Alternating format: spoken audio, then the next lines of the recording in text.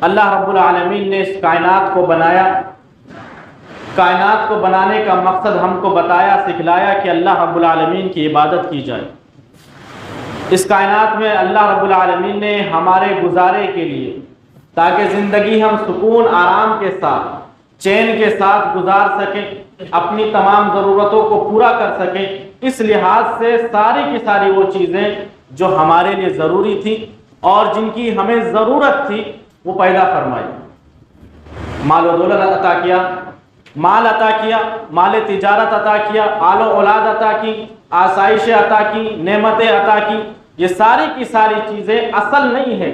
اصل جو چیز ہے وہ اللہ رب العالمین کی عبادت، اس کو راضی کرنا، اس کی فرما برداری کرنا، اس کی اطاعت کرنا۔ لیکن آج کے دور میں، بلکہ ہمیشہ سے ہی یہ المیہ رہا، یہ بات دیکھی جاتی رہی کہ ہم نے اپنے اصل مقصد کو بھول کر کے جو چیزیں ہمارے لیے اصل نہیں تھی، جو صرف ہمارے گزارے کے لیے تھی، ان چیزوں پر دھیان دینا اور فوکس کرنا شروع کیا۔ ان چیزوں کی طرف ہم بھاگنے لگے، ان چیزوں کی طرف لپکنے لگے جن چیزوں کو صرف ہمیں گزارے کے حد تک کے لیے دیا گیا تھا۔ اللہ رب العالمین نے قرآن مجید کے اندر کتنی جگہ پر اس دنیا کو متاع الغرور کہا کہ یہ دنیا دھوکے کا سامان ہے، یہ دنیا صرف گزارے کے لیے ہے۔ لیکن ہمارا رویہ یہ رہا کہ ہم نے اس دنیا ہی کو اصل سمجھ لیا کہ انسان جتنا مال سمیٹ لے،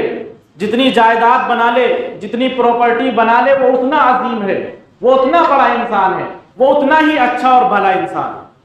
یہ معیار ہم نے قائم کر لیا، حالانکہ قرون اولیٰ کے اندر وہ زمانہ جو صحابہ اکرام کا زمانہ تھا، وہ زمانہ جو اس امت کے سب سے بہترین لوگوں کا زمانہ تھا، ان کے یہاں پر یہ نظریہ نہیں پایا جاتا، کیونکہ انہوں نے مقصد کو سمجھا تھا کہ اس دنیا میں ہم آئے کیوں ہیں، کیونکہ انہوں نے جانا تھا کہ اس دنیا میں آنے کا مقصد کیا ہے، اللہ رب العالمین نے ہمیں کیوں بھیجا۔ اور وہ سمجھتے تھے کہ مال و دولت کے تعلق سے، مال و اسباب کے تعلق سے اسلام کی تعلیم کیا ہے۔ اسلام کا ایک بہت بڑا نقطہ، بہت بڑا نظریہ جو مال کے تعلق سے، اگر ہم بھی جان لیں اس نقطے کو، اس نظریے کو سمجھ لیں، تو جو صحابہ کرام کی کنڈیشن اور کیفیت تھی مال و دولت کو لے کر کے، مال و اسباب کو لے کر کے، اور ہم جو واقعات پڑھتے ہیں کہ صحابہ کرام اس قدر سخی فیاض تھے، اس قدر اللہ کی راہ میں مال و دولت خرچ کیا کرتے تھے، تو آپ کو اس کا حکمت، اس کا سبب، اس کی وجہ پتہ چل جائے۔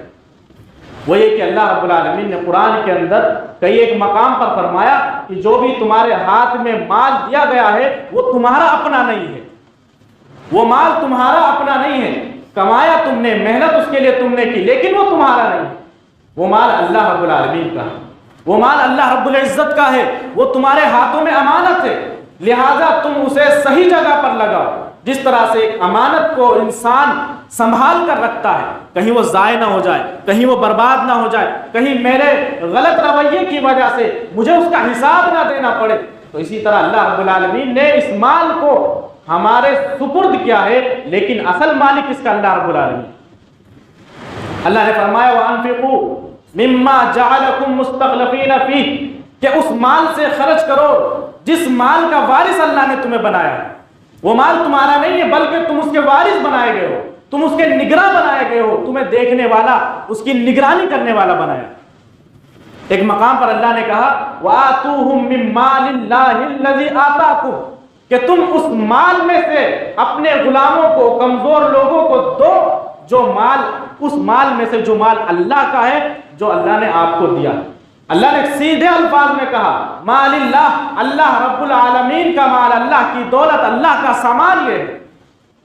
اس نقطے کو انسان اگر سمجھ لے، اس نظریے کو انسان اگر سمجھ لے، تو مال و دولت کے اندر بے جا اسراف اور مال و دولت کے لیے اپنی زندگی کو کھپانا اور اسی کے پیچھے پڑنا چھوڑ دے۔ صحابہ کرام نے اس نظریے کو سمجھا، اس حکمت کو سمجھا، تو ہم دیکھتے ہیں کہ ان کے اندر اثار و قربانی کا جذبہ پیدا ہو۔ ان کے اندر یہ جذبہ ہمیں نمودار دکھائی دیتا ہے کہ ان کو مال کی کوئی فکر نہیں ہوتی تھی،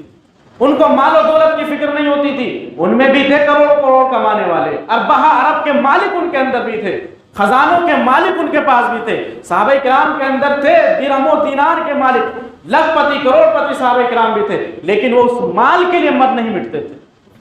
ان کی نظر میں وہ مال اصل نہیں تھا، بلکہ ان کے نظر میں اصل چیز تھے اللہ رب العالمین کی رضامندی۔ ان کے دلوں میں ایثار و قربانی پیدا ہوئی۔ ایثار و قربانی اس طرح پیدا ہوئی کہ اپنے لیے جو چیز خود کو ضرورت پڑتی تھی اس چیز کو قربان کر دیتے تھے اپنے بھائی کے لیے۔ اپنی ضرورت نہیں پوری کرتے تھے بلکہ اپنے بھائی کو، اسلامی بھائی کو، مومن بھائی کو اگر ضرورت ہے تو پہلے اس انسان کی ضرورت پوری کی جاتی تھی۔ ایک صحابی اللہ کے نبی صلی اللہ علیہ وسلم کی خدمت میں آئے، مہمان نوازی کا آپ صلی اللہ علیہ وسلم کا ارادہ ہوا، وہ مہمان تھے، آپ نے اپنے گھر کے اندر پتہ کروایا تو پانی کے سوا کوئی چیز گھر میں موجود نہیں تھی۔ آپ صلی اللہ علیہ وسلم کے گھر میں صرف پانی، اتنا بھی نہیں تھا کہ ایک انسان کی مہمان نوازی کر سکے۔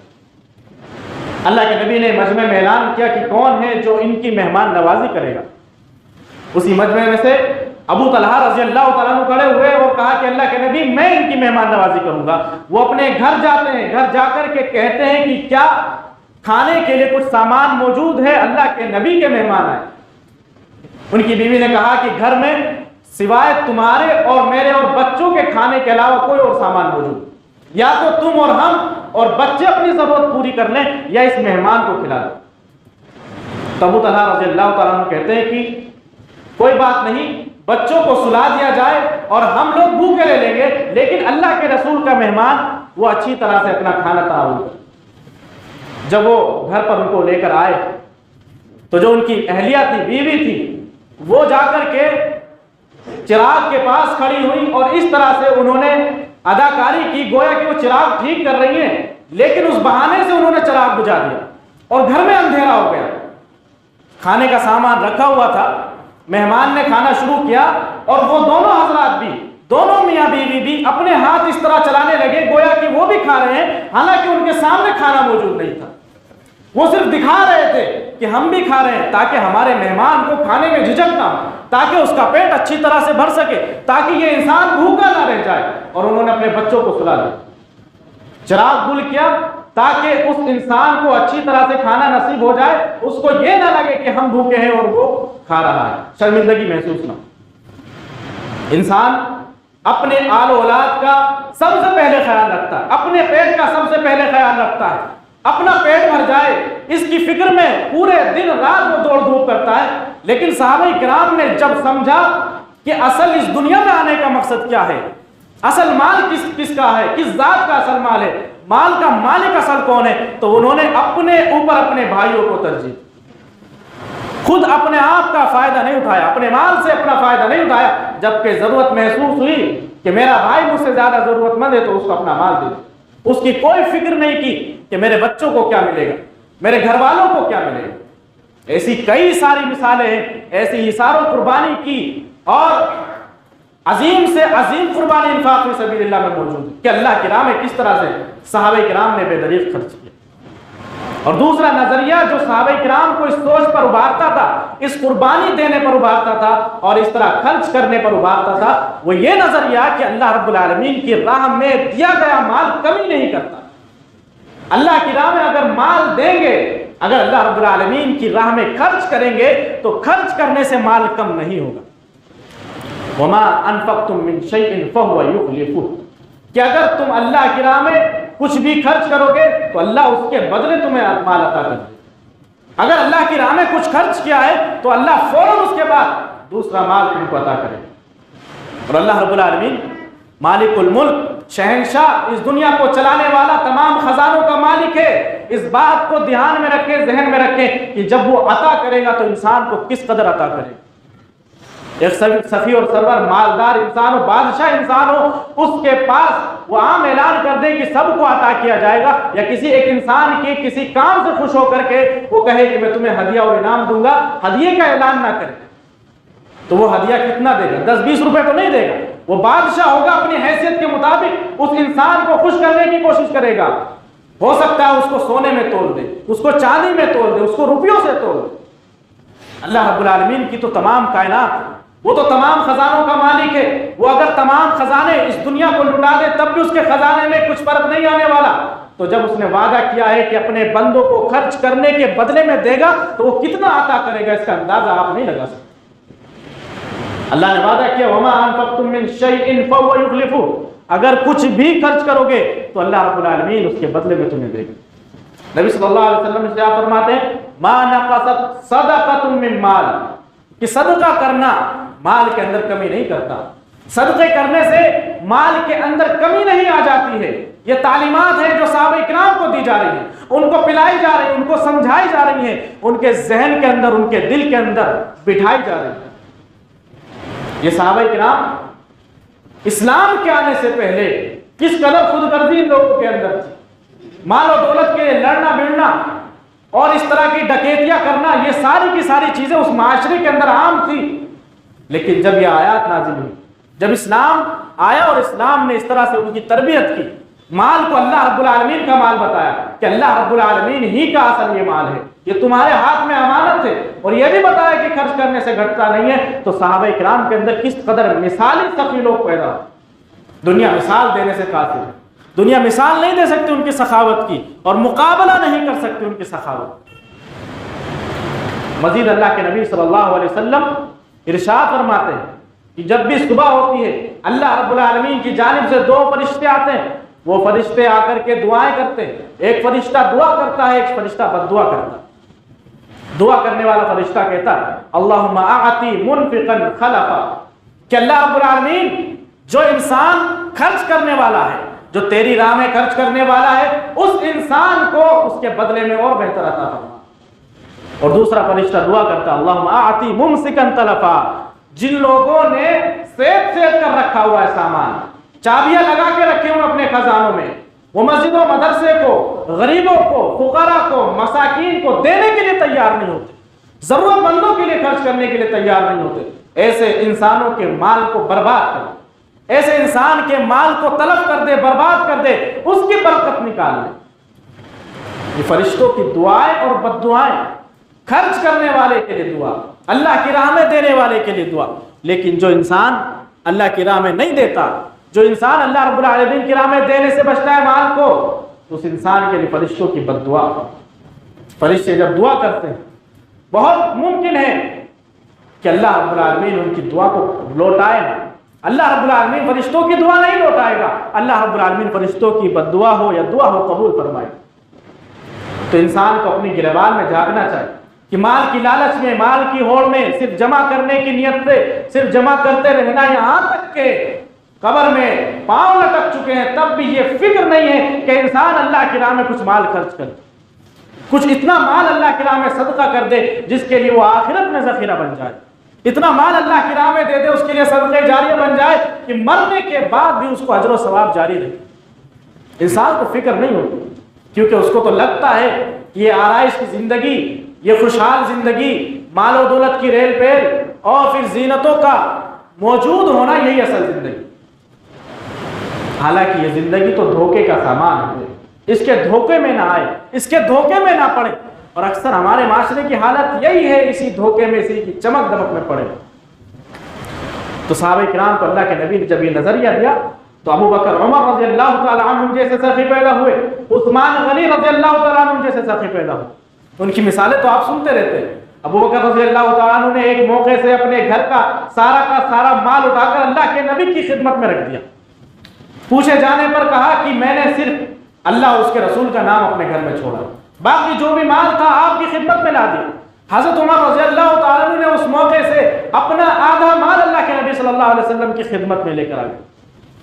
اور یہ حضرت ابو بکر رضی اللہ تعالیٰ عنہ سے کمپٹیشن بھی تھا ان کا کہ میں زیادہ سے زیادہ مال اللہ کے نبی کی خدمت میں لا کر دوں، اللہ کی راہ میں زیادہ سے زیادہ مال نکال۔ ان چیزوں میں مسابقہ ہوتا تھا، ان چیزوں میں مقابلہ ہوتا تھا کہ کون زیادہ نیکی کا کام کرتا، کون زیادہ کماتا، یہ نہیں کون زیادہ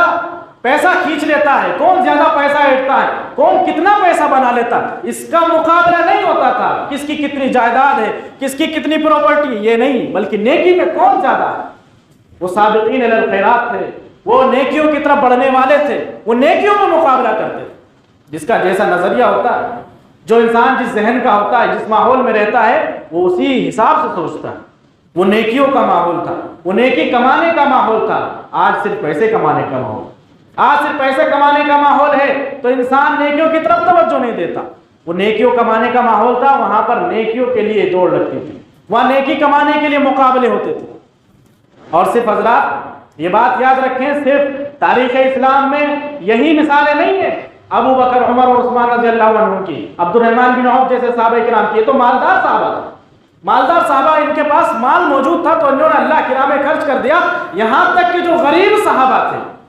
غریب صحابہ مطلب مفلس، جن کے گھر میں کچھ بھی نہیں ہے، کھانے کے لیے کچھ بھی نہیں ہے، وہ صحابہ کرام بھی پیسہ خرچ کرنے سے پیچھے نہیں ہٹتے تھے۔ صحابی عرض کرتے ہیں کننا نحامل علی زمن رسول اللہ، کہ ہم اللہ کے نبی صلی اللہ علیہ وسلم کے زمانے میں بازاروں میں نکل جایا کرتے تھے۔ وہ صحابہ جن کے پاس کھانے کے لیے گھر میں ایک دانہ نہیں ہوتا تھا، آج کی شام کیا ڈش پکنی ہے، بچے کس طرح سے کھانا کھا پائیں گے، ہم اور میری بیوی اور گھر والے اہل و عیال کس طرح سے اپنا پیٹ بھریں گے، اتنا کھانا بھی نہیں ہوتا تھا۔ لیکن جب اللہ کے نبی کا اعلان آتا کہ لوگوں اللہ کی راہ میں خرچ کرو، مال کی ضرورت ہے کہ اللہ کی راہ میں لگایا جائے، کسی بھی دینی کام میں لگانے کے لیے جب اللہ کے نبی کا اعلان ہوتا، صحابی عرض کرتے ہیں کہ ہم بازاروں میں نکل جایا کرتے تھے، بازاروں میں نکل کر کے بوجھ کو ڈھویا کرتے تھے، اپنی کمر پر بوجھ کو لاد کر کے لایا کرتے تھے، اور اس سے جو روزی ہم کو ملتی تھی اس روزی میں سے اللہ کے نبی صلی اللہ علیہ وسلم کی پکار پر صدقہ خیرات کیا کرتے تھے۔ کوئی ان کے پاس مال جمع نہیں ہوتا تھا، 1000-2000 روپیہ بھی نہیں ہوتا تھا، ان کے پاس مال کا کوئی ذخیرہ نہیں ہوتا تھا، وہ خود خالی ہاتھ ہوتے تھے، ان کو خود مال کی ضرورت ہوتی، اس کے باوجود بھی کما کر کے اللہ کے نبی صلی اللہ علیہ وسلم کو دیتے۔ ایک بار ایسے اعلان ہوا، ابو عقیل الانصاری رضی اللہ تعالیٰ عنہ رات بھر انہوں نے رات بھر محنت کی، اور اس کے بدلے میں ایک سا کھجور ان کے حصے میں آیا، ایک سا کھجور ان کے حصے میں ملی، انہوں نے اس ایک سا کھجور میں سے آدھا سا صدقات و خیرات میں دے دیا اور آدھا سا بچوں کو دے دیا۔ اس قدر مثالیں بھی ہمارے پاس موجود ہیں۔ صرف ابو بکر، عمر رضی اللہ تعالیٰ عنہ جیسے صحابہ کی مثالیں نہیں، ان کے پاس مال تھا، لیکن جو قلاش صحابہ تھے، جن کے پاس صرف کھانے پینے میں پانی موجود تھا، پانی کے علاوہ کوئی چیز ان کے پاس نہیں تھی، کھجور تک میسر نہیں تھی، جو عرب کے ہر گھر میں ہوا کرتی تھی، کھجور تک نہیں تھی، وہ صحابہ بھی صدقات اور خیرات کر رہے،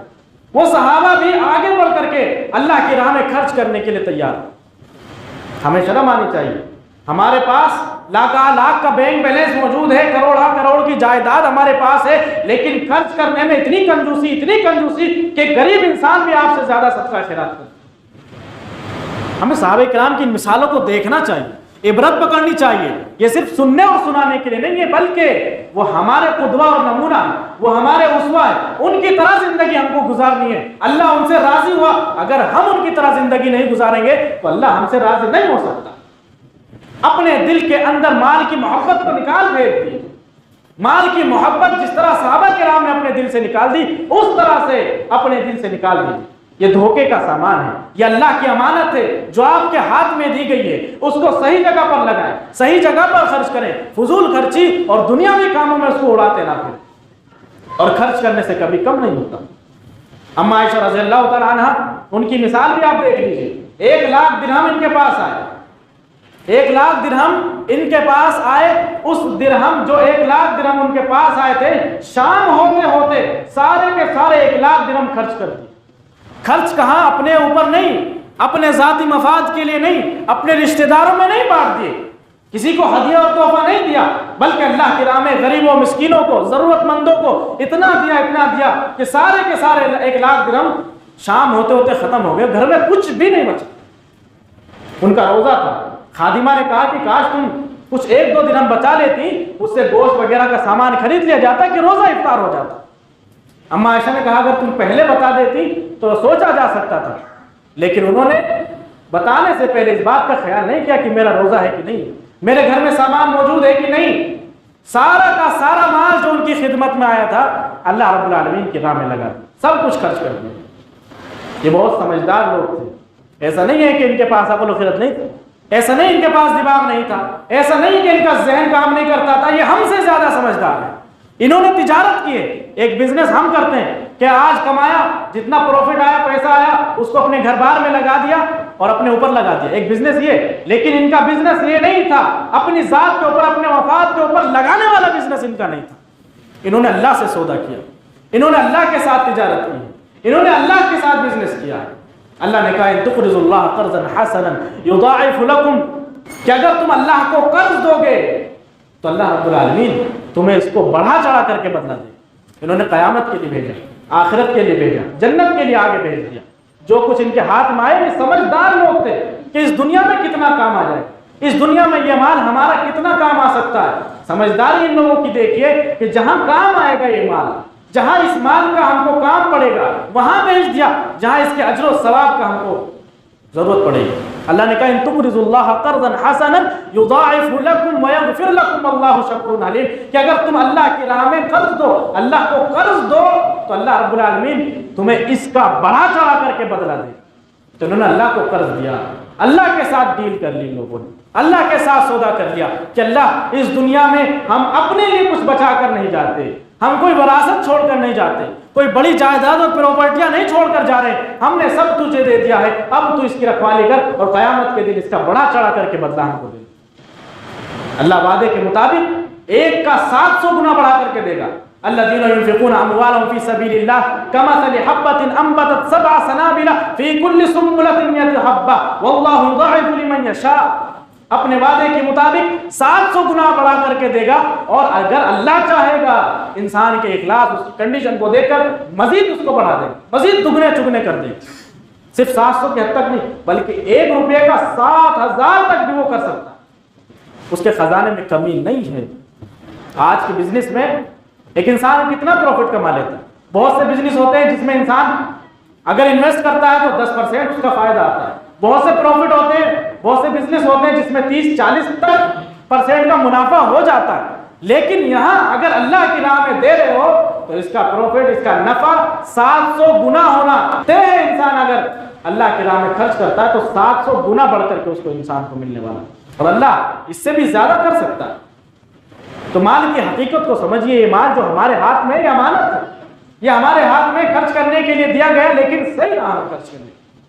ایک حدیث کے اندر, حدیث قدسی ہے, اللہ کے نبی صلی اللہ علیہ وسلم فرماتے ہیں کہ اللہ رب العالمین کہتا ہے, یا ابن آدم, اے آدم کے بچے, اے آدم کی اولاد, کہتا ہے کہ مالی مالی, میرا مال میرا مال, میرا خزانہ, میری دولت, میری پراپرٹی, تیرا کچھ بھی نہیں ہے سوائے اتنا کہ جتنا کہ تو نے کھا لیا اور اس کو ختم کر دیا. وَلَبِسْتَ فَأَبْلَيْتَ, اور تو نے پہن لیا اور وہ تمہارا پہنا ہوا کپڑا بوسیدہ ہو گیا, اور اس کا کیا ہے تصدقت فأمضيت, تو نے صدقہ کیا اور اس کو آگے اللہ رب العالمین کے لیے بڑھا دیا. تو ابن آدم اپنے مال سے 3 طریقے سے فائدہ اٹھا سکتا ہے. باقی اس کا مال کا کوئی حصہ نہیں ہے. مرنے کے بعد اس کو کیا ملنے والا ہے, مرنے کے بعد اس کے اولاد کا ہو جائے گا, اس کے وارثین کا ہو جائے گا, آپس میں وہ بانٹ کر کے تقسیم کر کے خوب موج کریں گے. لیکن انسان اپنے مال سے کس طرح سے فائدہ اٹھا پاتا ہے, یا تو اس کو کھانے کو مل جائے, اس کو پہننے کو مل جائے اس مال سے, یا تیسرا سب سے اہم فائدہ کہ وہ صدقہ کر دے اور آگے اللہ کے لیے بڑھا دے, آگے اپنے لیے وہ اس کو انویسٹ کر دے اور محفوظ کرا دے. یہ 3 طریقے چیزیں ہیں اللہ کے نبی صلی اللہ علیہ وسلم نے حدیث قدسی میں بتایا. ان چیزوں پر غور کرنا چاہیے کہ ہمارا جو مال ہے, اتنی جائیداد ہم نے اگر سمیٹی ہوئی ہے, رکھی ہوئی ہمارے پاس, تو اس کا فائدہ آخرت میں بھی ہمیں کس طرح سے مل سکتا ہے. یحییٰ بن معاذ رحمہ اللہ فرماتے ہیں اس دنیا کی حقیقت کے بارے میں, انسان جو دنیا کرتا رہتا ہے, مال مال چلاتا رہتا ہے, دولت کے پیچھے بھاگتا ہے, اندھا ہو جاتا ہے. فرماتے ہیں اور راز کی بات بتاتے ہیں, کہتے ہیں کہ الدنیا امیر من طلبها, کہ دنیا اس شخص کے سامنے بادشاہ بن جاتی ہے جو اس کے پیچھے بھاگتا ہے. جو دنیا کے پیچھے بھاگتا ہے, دنیا اس کے سامنے راجہ بن جاتی ہے, بادشاہ بن جاتی ہے. اس کی بات نہیں مانتی, اس کو بات ماننی پڑتی ہے. پھر دنیا کی انسان اگر دنیا کے پیچھے بھاگے گا تو اس کو دنیا کی بات ماننی پڑتی ہے, دنیا کا وہ غلام بن جاتا ہے.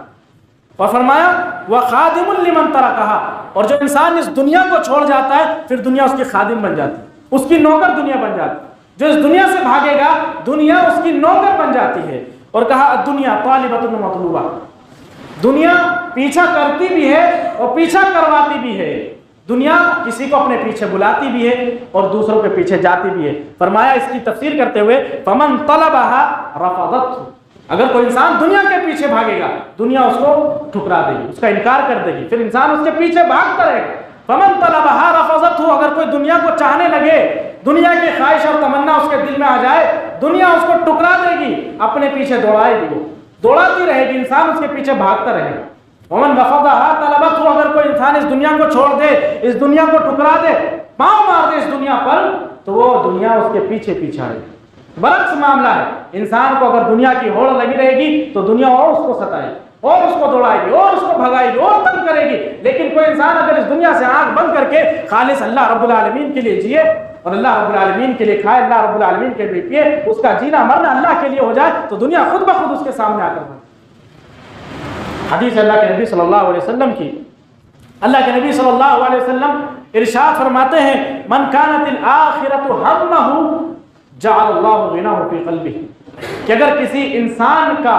مقصد, اس کا ارادہ, اس کی زندگی گزارنے کا واحد مقصد آخرت بن جائے تو اللہ رب العالمین ایسے انسان کے دل کے اندر مالداری پیدا کر دے گا, جو سچی مالداری, جو حقیقی مالداری. وگرنہ بڑے بڑے مالدار لوگ اتنے کنجوس صفت ہوتے ہیں کہ ان کے جیب سے 10-15 روپے نکالنے کو بھی شرم آتی, اور جو پیسہ نکلتا ہے وہ پھٹا پرانا پیسہ, تاکہ کہ جو صحیح مال ہے وہ محفوظ ہے. اللہ نے کہا, اللہ کے نبی نے کہا کہ اصل مالداری دل کی مالداری, انسان کا دل مالدار ہو, انسان کا دل بے نیاز ہو. فرمایا اللہ کے نبی صلی اللہ علیہ وسلم نے اگر آخرت کسی انسان کا واحد مقصد بن جائے, آخرت کے لیے ہی وہ جیا اور مرا ہو, تو اللہ رب العالمین ایسے انسان کے دل کو مالدار کر دے. وَجَمَعَ اللَّهُ شَمْلَهُ, اللہ رب العالمین اس کے دل میں استقامت پیدا کر دے گا, دل جمعی پیدا کر دے گا, یعنی وہ راضی اور خوش رہے گا, اس پہ اوپر پریشانی نہیں آئے گی. وہ چاہے جتنا پریشان ہو, مالی اعتبار سے, دنیا کی تکلیفوں سے کتنا پریشان ہو, لیکن اس کا چہرہ ہمیشہ حشاش بشاش رہے گا, اس کا دل ہمیشہ خوش رہے گا, وہ ہمیشہ خوشحال رہے گا, سرسبز و شاداب رہے گا. اللہ رب العالمین اس کے دل کو دل جمی پیدا کر دے گا اس کے دل کے اندر. اور آگے فرمایا کہ وَآتَتْهُ الدُّنْيَا وَهِيَ رَاغِمَةٌ, اور دنیا اس کے پاس ناک رگڑتی ہوئی آئے گی, ناک رگڑتی ہوئی دنیا اس کے پاس پہنچے گی. اور آگے فرمایا وَمَنْ جَعَلَهُ الدُّنْيَا وَمَنْ كَانَتِ الدُّنْيَا هَمَّهُ جَعَلَ اللَّهُ فَقْرَهُ بَيْنَ عَيْنَيْهِ, اور اگر کوئی انسان دنیا دنیا کرتا رہے, اس کو اللہ رب العالمین نے اتنا مال دے دیا کہ وہ اپنا گھر چلائے, اپنے گھر کو پال لے, اپنی ضرورتوں کو پورا کر لے, لیکن پھر بھی ہوس یہ کہ رکنے کا نام نہیں لے رہی ہے, تو ایسے انسان کے سامنے اللہ رب العالمین فقر و فاقہ لا دیتا, محتاجگی لا دیتا ہے. اس کو ہمیشہ ڈر لگا رہتا ہے کہیں میرا نقصان نہ ہو جائے, میرا بزنس میں لاس نہ ہو جائے, کہیں میں سڑک پہ نہ آ جاؤں, کہیں میں ایسا نہ ہو جاؤں. اس کے دل میں ہزارہ خیالات آتے ہیں اور اس کے سامنے ہمیشہ اس کو محتاجگی دکھائی دیتی, ہمیشہ اس کو اپنا نقصان اور گھاٹا ہی دکھائی دیتا ہے. اور آگے فرمایا,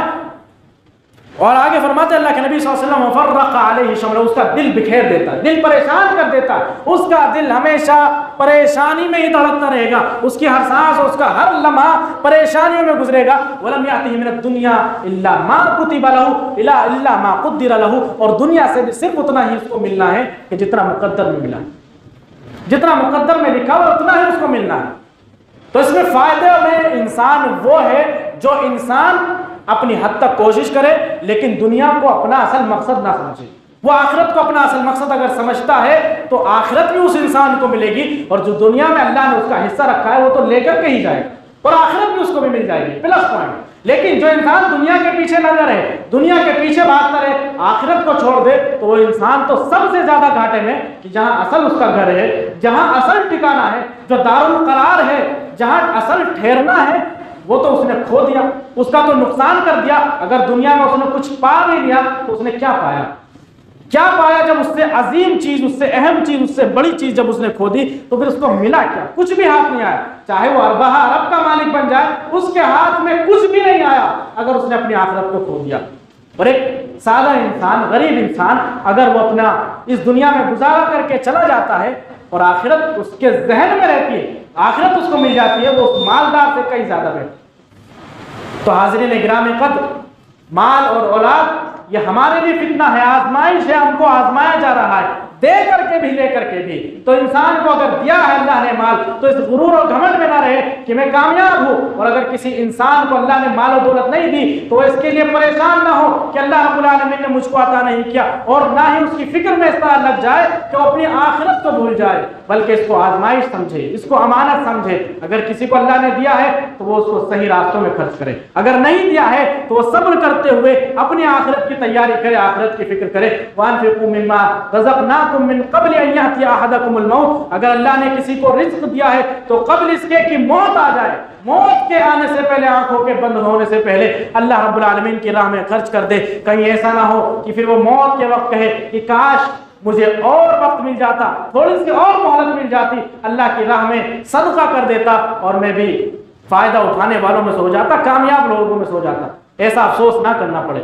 تو وہ وقت آنے سے پہلے، موت کا وہ وقت آنے سے پہلے، آنکھیں بند ہو جانے سے پہلے، دل کی دھڑکنیں سانسیں رک جانے سے پہلے اگر اللہ نے کچھ مال دیا ہے تو خرچ کرو۔ اور صحابہ کرام سے انسپریشن لو کہ وہ فقیر و محتاج ہونے کے باوجود بھی کما کر کے اللہ کی راہ میں دینے والے تھے۔ اللہ سے دعا ہے کہ اللہ رب العالمین ان باتوں پر ہمیں عمل پیرا ہونے کی توفیق دے، ہمارے دلوں کو مالدار فرما، ہمیں توفیق دے کہ تیری راہ میں زیادہ سے زیادہ خرچ کر سکیں۔ اللہ رب العالمین ہم تمام مسلمانوں کی پریشانیوں کو دور فرما، ہم پر اپنا خصوصی کرم فرما، ہم تمام مسلمانوں پر رحم فرما۔ آمین۔ وآخر دعوانا ان الحمد للہ رب العالمین۔